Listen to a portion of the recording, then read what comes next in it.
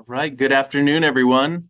Welcome to today's webinar called HomeFit, Simple Changes to Support a Safer Lifelong Home. My name's Addison Pollock, and I'm joined by my colleague, Emily Gorman.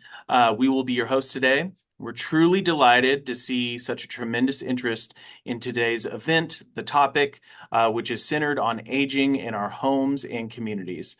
This topic is not only timely, but it's deeply connected to AARP's mission to empower people to choose how they live as they age. Yeah, and for years, AARP surveys have shown a clear and consistent message that older adults overwhelmingly want to remain in their current homes and their communities for as long as possible. Home is where your memories live, where routines feel familiar, and where independence thrives. That's right. Yet the reality is that only about 1% of the nation's housing supply includes even basic universal design or accessibility features. Things like a single family or single story living, wider doorways, or a sink that can be reached from a wheelchair. These are small changes that make a big difference, but they remain far too rare. And that's why today's first presentation is so important. We're going to be drawing from AARP's HomeFit guide, which offers practical, flexible options to help people transform your current home or your future home to what we call a lifelong home. And whether you're planning for yourself or you're planning for someone else, a loved one, or shaping community policy, the insights that you'll hear today hopefully will spark meaningful change.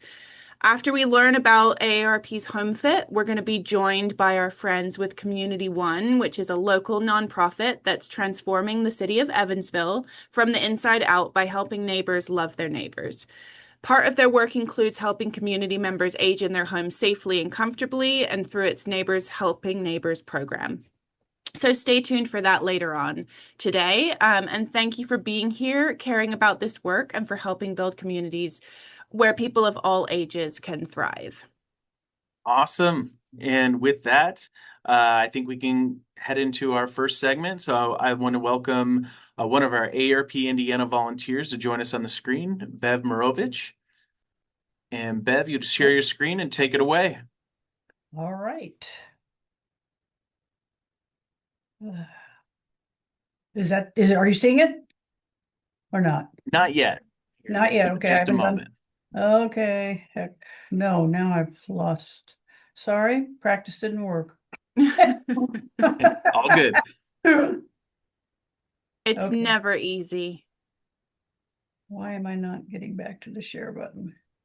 In the meantime, if those of you who have joined us today want to share where you're joining us from in the state, you can post that in the chat. It would be really nice to see all the different communities represented. If you want to just post that in the chat so we can have a look while Bev is sharing her screen. I'm trying desperately. Oh, wow. We have Okay. people from all over the country. This is fantastic. Colorado, Pennsylvania, Florida, Minnesota, Okay. Fort Wayne. Here we Awesome. go, Bev. Okay. All I right, think we're we're seeing your there. screen. There Sorry. you go. You're good to Okay. go. All right.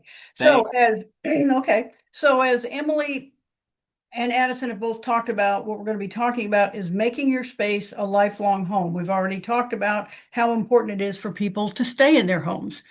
Our goals for today is that we would give you you would recognize some things you might be able to modify in your home. And I have to say, this morning, my husband and I were talking about 3 or 4 of these things that I've known about for years and we still haven't done.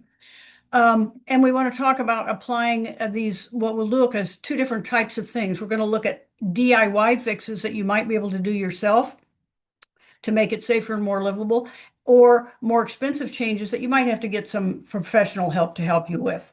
So our specific agendas, we're going to look at the perks of making your home fit. Why should you be concerned about this, and what are the reasons for doing it? Addison mentioned universal design. Universal design is just a design that is looking at what makes homes safe and livable for all ages and accessible for all ages. And we're going to kind of walk through the home, give you some ideas about different parts of your home. And again, it will be some do-it-yourself ideas and some professional upgrades that you may need to do. So, two reasons you should consider doing this. One is to be safe in your home. We all want to continue to be safe and comfortable in our home. So even some small changes can make big differences with respect to your safety. Second reason is the cost of not staying in your home. If you look at this slide here, you will see the cost in Indiana from 2025. So if you ended up needing to have a private duty home health aide in your home, last year it would have cost about $6,600 a month. Adult daycare outside your home, almost $3,000 a month. Assisted living, over $5,000. A semi-private room, about $9,000, and a private room in a nursing home, $10,000. So when you think about, especially if we talk about some of the more expensive professional fits, they you may be able to offset those costs fairly quickly if you think about the cost of that versus these costs. Addison, we didn't talk about, did you put the HomeFit handout in the chat box, or can you do that? Yes, will do. Okay. He's going to put a form in there. It will list a few of these things we're talking about. And on the second page is a place for you to take notes. And so what I'd like you to do as we go through is to think of a couple things you can do in the next 3 months to make your home more fit for you as you age. At the bottom of this handout, it gives you the address, aarp.org /your home, where you can download this HomeFit guide, which is 100+ tips. So we're just going to give you a few today. This is a fully illustrated book that you can download and have on your computer, print, or you can order a free copy from AARP, and we'll give you many more ideas. As we said, some of the things we're going to talk about are going to be DIYs. So in the upper right-hand corner of each slide, you'll see slides that have a $1 tag. That means it's a DIY, not very expensive, we think. When you see 2 price tags, that's where it's harder to do. Probably going to have to hire someone professional to help you. Okay, so we're going to start out looking at, and by the way, I'm sorry, I forgot to say, if you have questions or comments as we go along, please enter them in the chat box, and then Emily and Addison will share those with us later to answer and take care of. So the quick fixes that we can look at, these are things you could do throughout your home and are good for making your home safe in general. Many of us already have smoke detectors because our home insurance companies want you to have that in order to give you a discount on your insurance. Smoke detectors over time have become a little more reliable. You can now get hardwired battery-free versions that will last 10 years. So these newer devices, they do cost more, but they're more reliable. Some of them combine carbon monoxide detectors within them.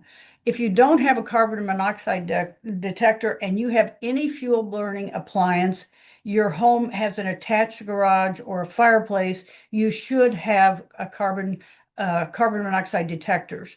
They're recommended to be near every bedroom. They should be about 5 feet from the floor or a few feet down from the ceiling. Many of you may already have these things because we've been told because of insurance of the value of having those. The other thing is fire extinguishers and water heaters. Every kitchen should have an ABC rated fire extinguisher that's in an easy to reach spot. And you should be making sure that those are fully charged and functional on an annual basis. If you have any concerns about where to have those inspected, your local fire department can tell you where you can get those inspected. The second part here is the water heater. We want to make sure that no one gets scalded in the shower. It's recommended to set the temperature of your water heater at 120 degrees for hot water. Some people have diseases or chronic conditions that doctors may want it to be a little bit higher than that, up to maybe 140 degrees, but you and your doctor could decide that. You can make sure your shower is pressure balanced. That way, someone else in the home who uses the toilet while you're in the shower or turns a sink on doesn't leave you with just getting hot water only in your shower. Another area that I know many of you have heard about, probably from your doctors or others, as we age, they keep telling us with throw rugs that they need to be fastened to the floor or slip resistant. So you can see in the first picture here, that rug would need to be fastened from underneath to make sure it won't slide and slip around. The second one is a more slip resistant type of mat that you can use in front of your stove or refrigerator, wherever you want to have a mat. The other thing we're told about, of course, is I personally have lost an inch or so as I get older, so I can't reach one of the cupboards above my refrigerator and another cupboard that's quite high. So I have to have a step stool. We don't want, as you can see in the one picture, a step stool that will slide easily and has nothing for you to grab onto. So you want one that has a handle on it and that has footers that make it slip resistant.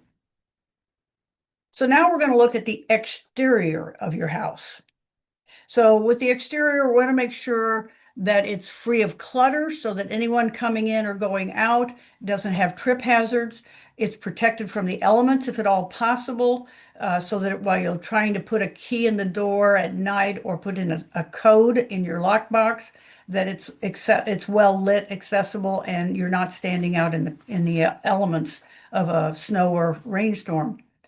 The other things to consider here is to make sure your address numbers are very visible, so that delivery people and first responders can see your address quite readily using illuminated numbers or numbers made of a shiny reflective or glow in the dark um, material are most visible at night.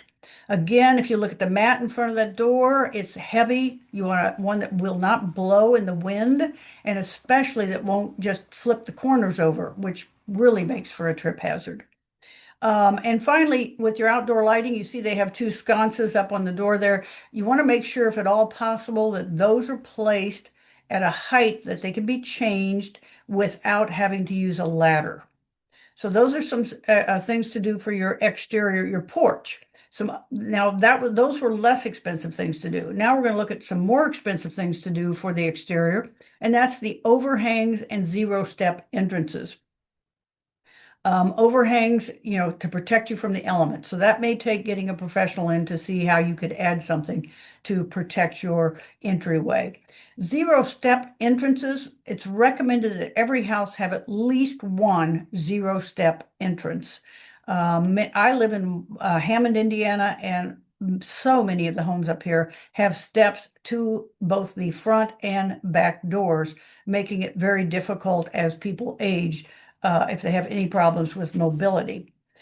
These can be designed with the help of a landscape architect, maybe to use to help with sloping pathways and things that might be used to replace entryways that are not step-free at this time. But the whole goal is to make them safe and practical.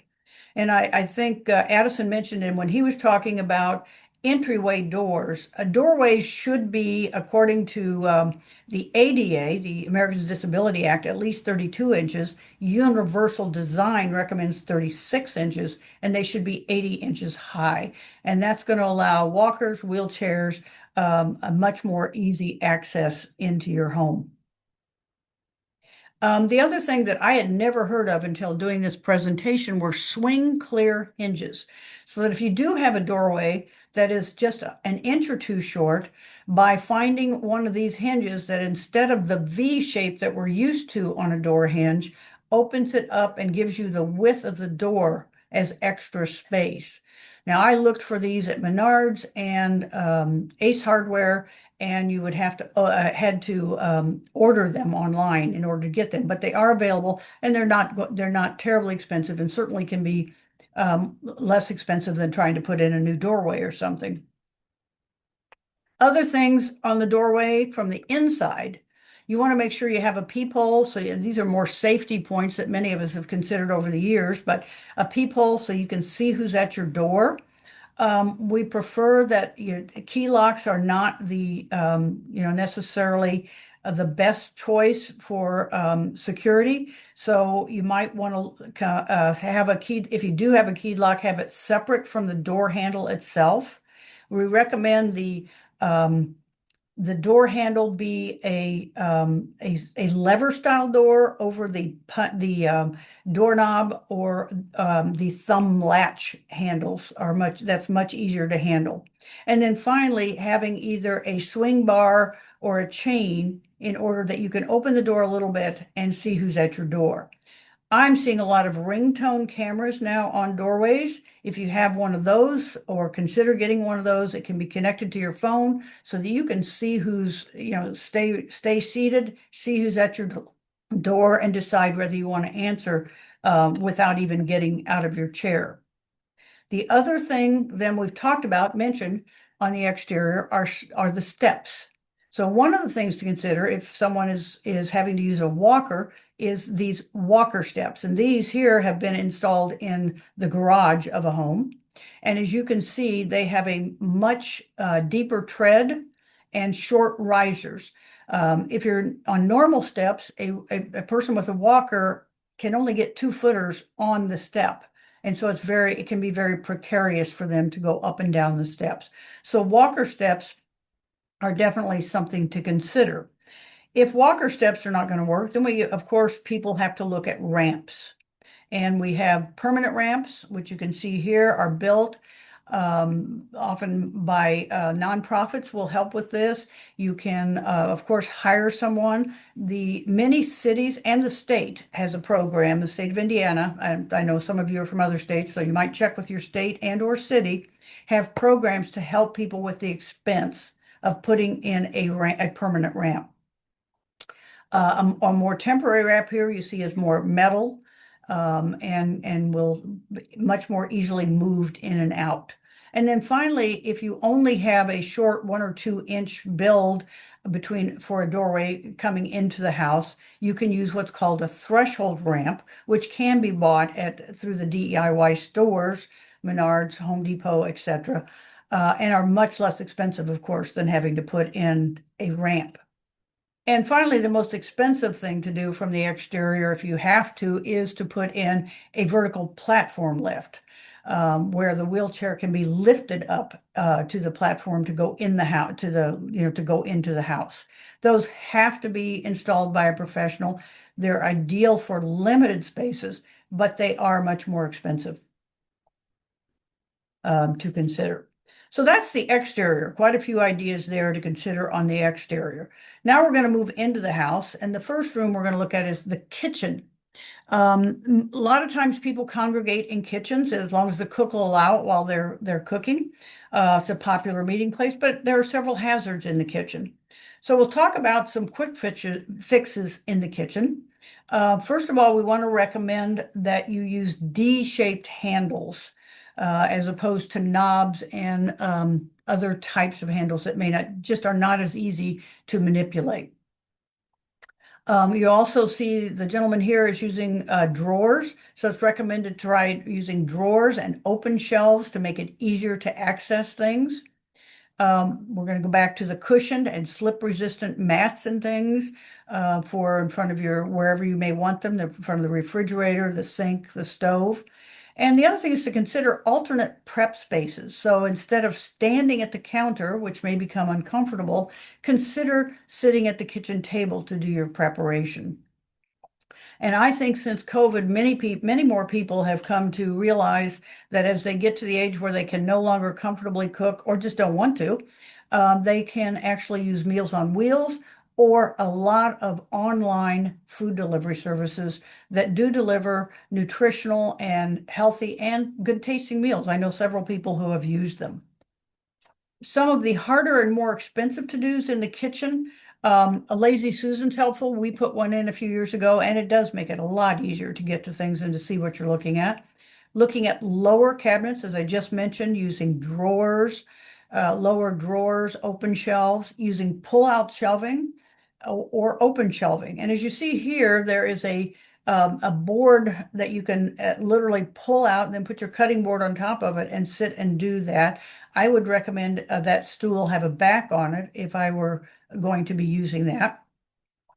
You can look at drawers of varying depths, and then at the sink using lever, touch, or sensor faucets. they are much easier to use than the old versions that many of us have.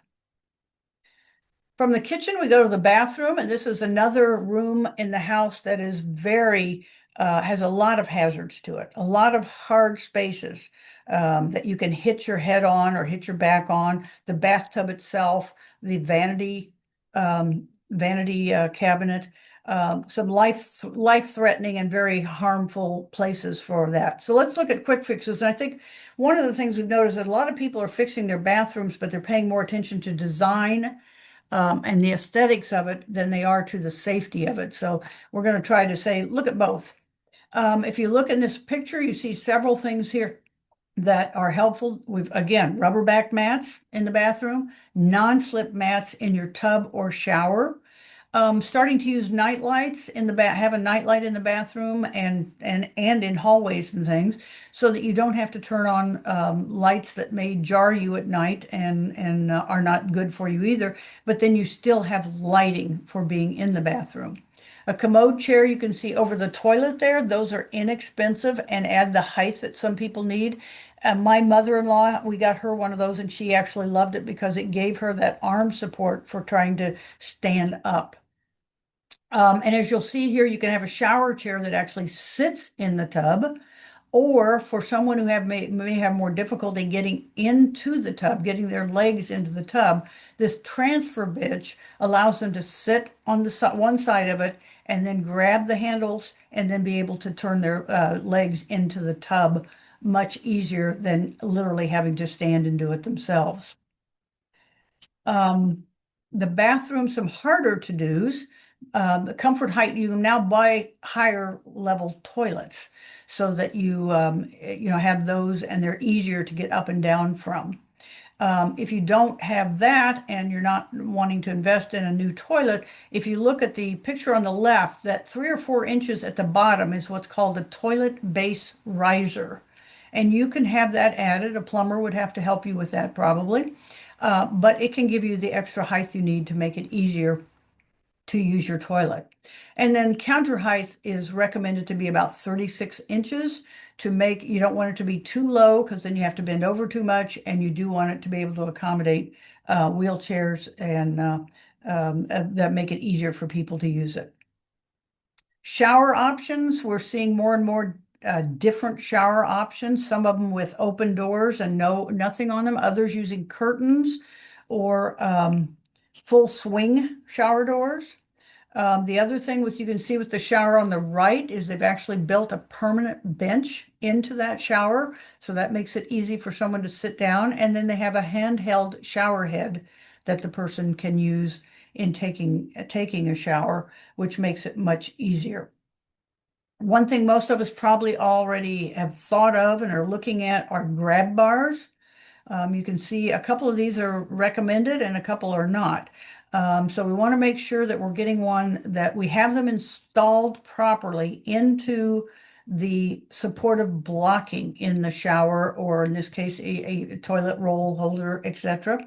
Making sure they're in the supportive blocking in the walls. So that's where you may need to have a professional help put them in.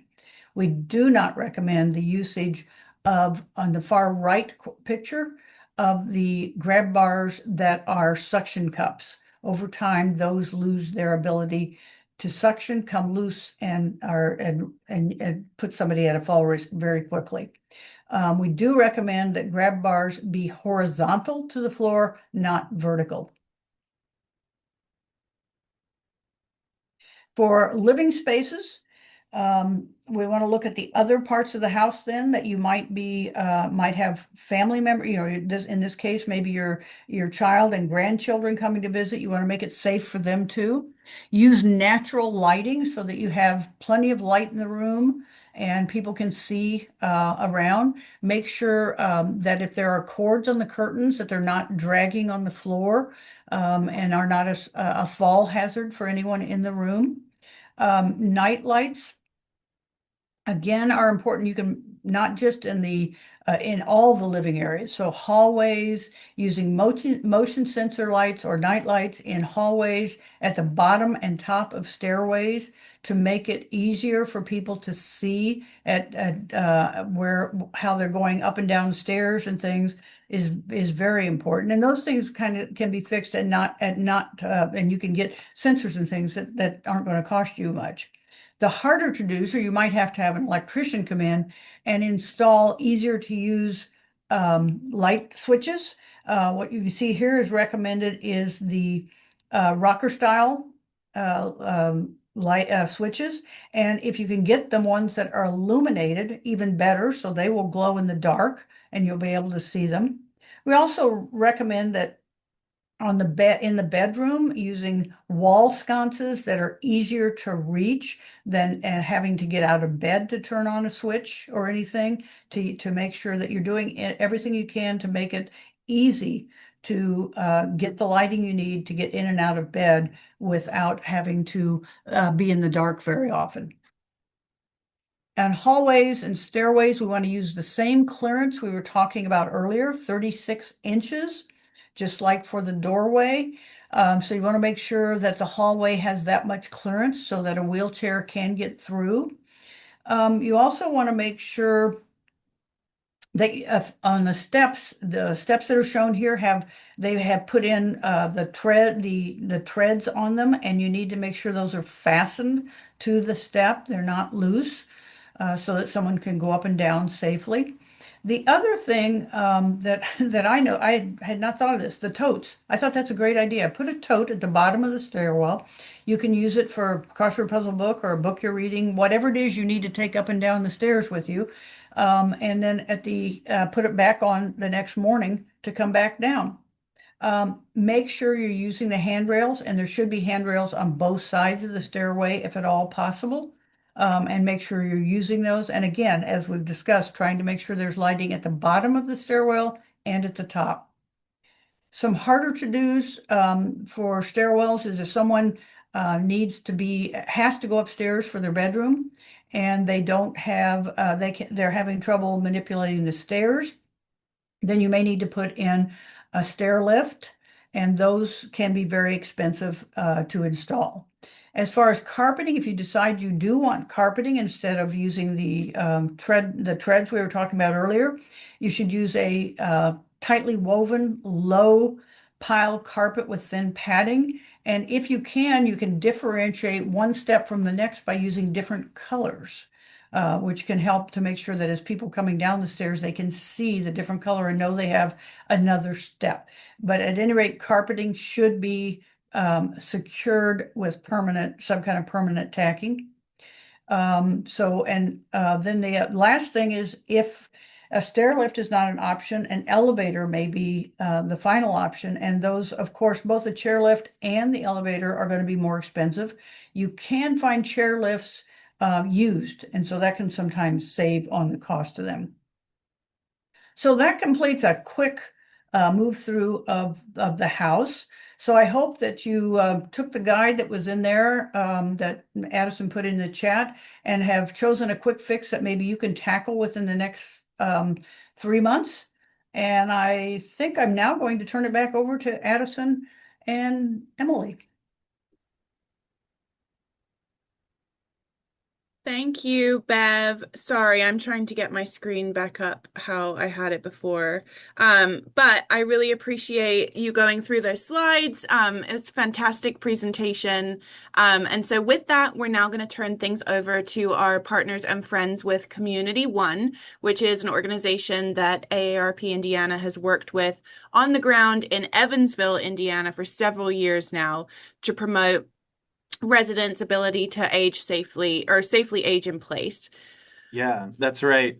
CommunityOne is a longtime partner of ours. It's a remarkable organization whose mission is to transform the city of Evansville and contribute to the flourishing of its people by empowering neighbors to love their neighbors. So their efforts to connect and mobilize residents in restoring homes and strengthening neighborhoods aligns closely with the principles of AARP HomeFit, helping keep people in their homes as long as they choose. So to tell you more about the impactful work of CommunityOne, everyone. It's my pleasure to introduce Libby Kilburn, CommunityOne's Neighbors Helping Neighbors Program and Communications Coordinator. So, Libby, I'll turn things over to you. Do you see Libby And it looks here? like Libby may have exited the event. So we'll She see was here. here. Yeah, just a moment.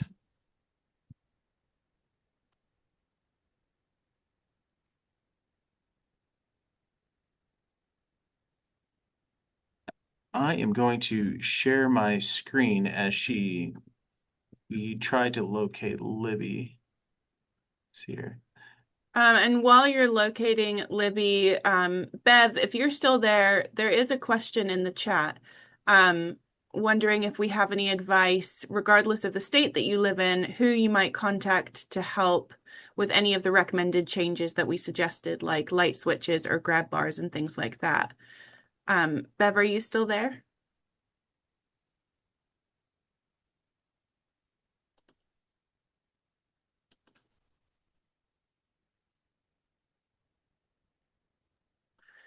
Okay, wait a minute. Can you hear me? We can hear you. Okay. Yes. I don't know what agencies specific, but usually I would just do some Googling around on nonprofit agencies that, provide that, there are some around us that provide um, used chair lifts, used wheelchairs, all of that kind of stuff. There are others that are doing, I think what Libby's going to be talking to us in a few minutes about. So I would just start doing some Googling around on local agencies that provide that. And then I would also just check with your local city to see, to go onto their website and see what they offer, because ours offers, it's an income-based thing, but it is to help people with ramps and things. They have a program for doing Mhm. that. So I would look at my cities, too. Yeah. Fantastic. That's a Thank great segue, actually, Bev, to CommunityOne, because I think today what we were hoping to do is highlight just one nonprofit among many across the state, and I'm sure across the country, who are kind of touching this work and providing resources to homeowners to help them age in place and feel welcomed in their neighborhood. So, Libby, I know you're back online now, and we have your presentation deck up. So I'm going to turn things over to you. Yes, thank you so much. So as Emily and Addison were saying, my name is Libby Kilburn and I am with CommunityOne. We are a local nonprofit based in Evansville. And I know Emily mentioned our mission briefly, but we started in 2012 wanting to do neighborhood work in a local neighborhood called TP Park. And from there, we've been able to get our hands in affordable housing. And our main goal is really just to build relationships with the residents in that neighborhood. And so we've done countless surveys and listening activities just to get to know the neighbors and hear what some of their top priorities were. And like one of those was the affordable housing, which is why we are participating in that today. And then another thing was just connecting with their neighbors, being a neighborhood that is welcoming and inviting. And so that really did align with one of our core values, which is to love our neighbors. And so from that, we've just created programs, if you will, that help resource individuals within Evansville to have affordable housing, to love their neighbors. And that's kind of where Neighbors Helping Neighbors comes through. Um, if you could, I think it's the third slide. Yes. So Neighbors Helping Neighbors started through COVID, actually. We were in a time frame where many people were needing help, but they weren't able to get the assistance they need just because of restrictions from the health guidelines and the government. And so we were uniquely positioned where we were hearing about these people who had needs like getting rides to pick up their prescriptions or the ability to pick up groceries, but weren't able to. And so we quickly just kind of jumped on our feet and created what was then Need a Neighbor. And in the span of the pandemic, we were able to complete over 1,000 projects. And so, once we were out of the pandemic, we realized these are still needs that people need every single day, whether we're in a pandemic or not. And a lot of people maybe are disconnected and isolated or just don't know where to turn to get help with simple projects.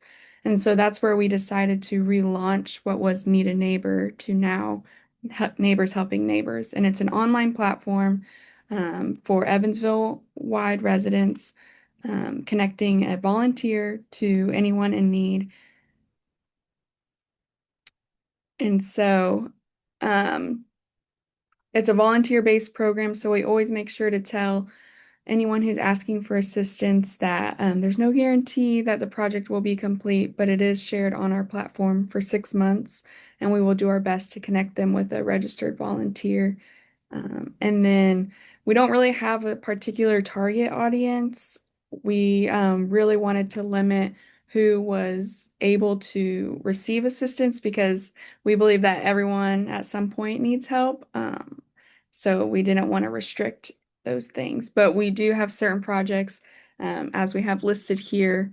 Some of them do require that receivers are the homeowners just because we don't want to get involved in any changes to the home that will turn into liability issues with the landlord. So we do have distinctions on those things, but otherwise, this is kind of the long list of things we can help with. And anyone can have access to see that list. And then from there, if someone is needing help with the program, they would go to our application and we try to keep it as simple as possible. We just take their name, contact information. We do require their address, and then they select the project. And we get some of these details just because it is the volunteers who are completing this.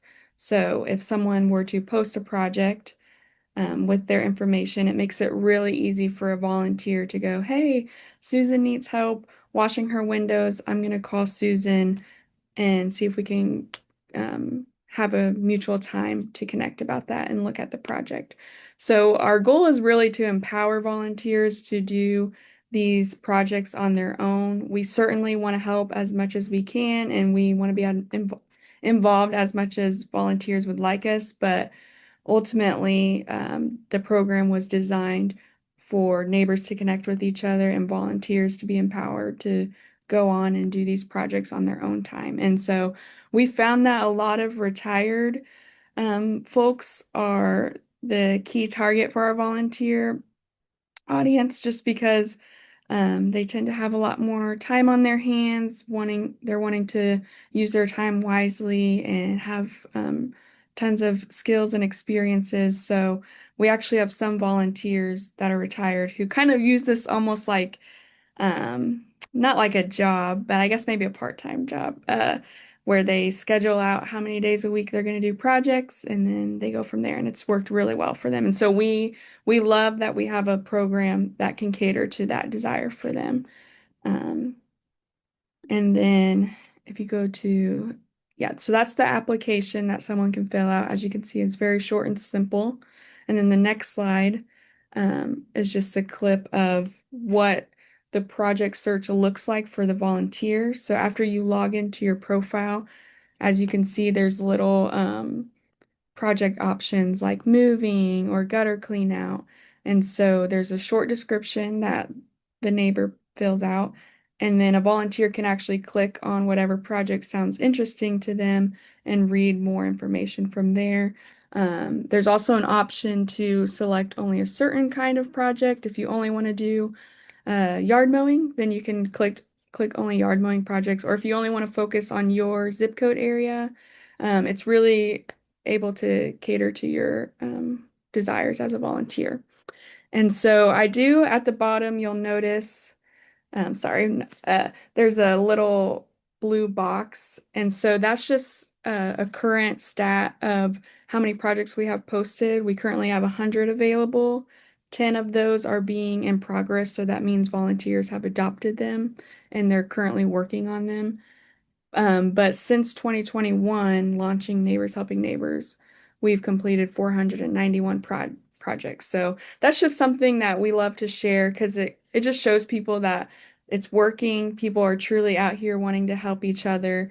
It's not just this program that it's kind of out in the air and hopefully someone will do something. We have very devoted volunteers who come and are actively seeking to help people through our platform. So we're very grateful for that. And just a side note, we were able to get the rights to license this platform to any organization, church, or business who would be interested in like licensing this platform and doing it in their own city. We actually have a partnership with United Way in Terre Haute, so they bought the rights to have this platform, and now they do Neighbors Helping Neighbors in Terre Haute. So we always want to share that that's an opportunity if anyone ever knows a city or an organization that could really benefit from this and has a strong team of people who want to implement this program, we'd be happy to connect, and that's always an option. So. And so you might be wondering just a little bit about the connection between Neighbors Helping Neighbors and AARP. We actually have a very loyal AARP volunteer who also volunteers with us. And so he's been with us since about 2023, just participating with both AARP and CommunityOne separately. But as he was learning about our program, he really became passionate about handrails and grab bars. And so we were able to actually connect him to another fellow Neighbors Helping Neighbors volunteer who was also good at doing handrails. And so they decided to start doing handrails together. So every single time we get a handrail or grab bar project, they are one of the first to hop on and adopt the project. It's usually not up more than 24 hours before it gets adopted, so they're on it. And so from there, um, AARP is excellent at educating people on home safety and giving them the knowledge on how to do that and giving tips on the best practices in doing so, as we have heard from Bev. But Fred has seen this program, Neighbors Helping Neighbors, as kind of a bridge from the education to the actual tangibility of getting some help with home safety. And so from there, he has helped us connect with other AARP volunteers who have joined us on many projects. They've helped us take down a shed for a neighbor or clean up a yard that was unsafe to walk around in. And Fred actually has started training his other fellow volunteers on just how to install handrails and as well as just how to connect with a neighbor. He was finding that as he was installing the handrail, it was really difficult to visit with the neighbor or get to know them because he was so focused on the work, which is completely understandable. But he really wanted to bridge that gap. And so for about a year now, other AARP volunteers have come alongside him to help visit or just to learn how to install. And so it's been a really great opportunity just for the education piece and the tangibility, and also getting other people involved in this work. And so through just some of Fred's brainstorming as well and connecting pieces, we were generously given a donation from AARP that goes specifically towards handrails. So now we every handrail that comes through is funded by AARP, and so that's another way that we are partnering. And so we're really just trying to advocate for home safety, get the word out there, provide the physical assistance needed to get some of these projects done. And it's just been a really great partnership, and we just really want to see people out in the community helping each other, and we want to see people feel safe and secure in their homes. So if you have any questions, feel free to send it in the chat, or I'm happy to leave my information down in the chat as well if you ever want to reach out. But thank you. Thank you, Libby. That was fantastic. Really appreciate you being on today. And if you wouldn't mind leaving your contact information in the chat for everyone, that would be really wonderful. I'm just going to quickly share my final screen so that everybody knows how to stay in touch with AARP. So we're at the end of today's program, and if you're interested in any of the resources that we shared today, we will post everything you need in the email that goes out after the event. So if you attended today's event at any point, you'll get the recordings and you'll get all of the links that you need after the fact. You also can download the HomeFit guide at any point from our website for free. You can have it delivered to you at your home. It doesn't cost any money. I think you can order up to 5 of them. And so they're really useful to have on hand. Always make sure people know about that resource. And so, yeah, I'm going to hand over to Addison to close us out for the remainder of the session. Awesome. Thanks, Emily. Appreciate it. Thanks, Libby. Appreciate you being on. Please say hello to our friends at CommunityOne, our other friends. And then Bev, thank you so much for your presentation. You did a fantastic job at sharing all of the HomeFit items that we have to share. So we'd love to stay connected with you all who are joining us today. So please don't be a stranger. You can keep up with everything that's happening at AARP Indiana by following our social media channels, including Facebook, X, and YouTube, all listed on the screen. We have our handles at the bottom there. You also have the opportunity for timely updates on our advocacy work by signing up to become an e-activist, which is that QR code on the left. You can also sign up for text alerts by texting 22777. And then in the to field, then you can type join in the message of the body and hit send. You will then add your zip code, and you are all signed up for alerts on your via text. And then last but not least, you can sign up to learn more about our events at the QR code on the right. So we look forward to staying in touch with you all and keeping you informed on issues that matter most to Hoosiers of all ages. So please join us again, and we really look forward to seeing you next time. Have a great day, everyone.